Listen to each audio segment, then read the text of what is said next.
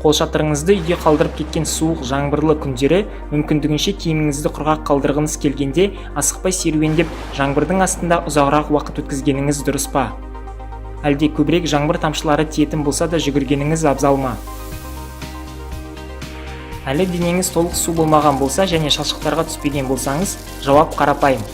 Бір жаңбыр тамшысының жолынан шығып, тағы бір тамшының жолына түсесіз.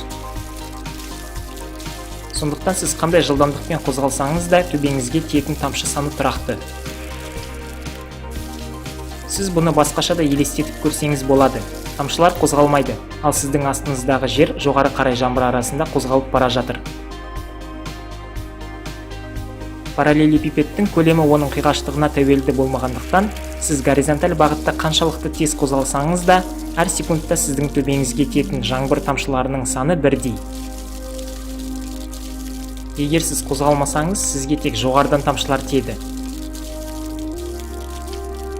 Ал егер қозғалыста болсаңыз, сізге жоғарыдағы тамшылардан бөлек шеттен де тамшылар тиеді.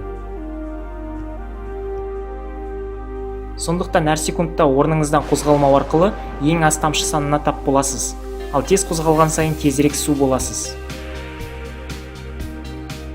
Бірақ сіз адам бұға жету үшін бір орында қозғалыссыз тұра алмайсыз. Сізге шеттен тиетін тамшылардың жалпы саны сіздің жылдамдығыңыздан тәуелсіз. Дәл қар тазалайтын көлік қандай жылдамдықпен жүрсе де, бір жол жолағынан бірдей қар жинайтыны секілді. Бұны қайтадан параллелепипед қолдану арқылы көрсеңіз болады.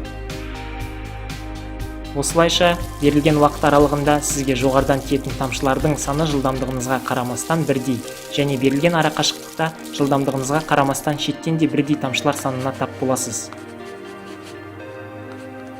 Сізге тиетін тамшылардың жалпы саны әр секундтағы тамшылар саны мен жаңбыр астында болған уақытыңыздың көбейтіндісі. Қосу әр метрдегі шеттен келетін тамшылар саны мен сіз жүрген ара қашықтықтың көбейтіндісі. Сонда ең аз тамшы санына тап болу үшін жоғарыдан тиетін тамшы санын барынша азайтуға тырысамыз, ал олай болса барынша тез жүгіруіміз керек.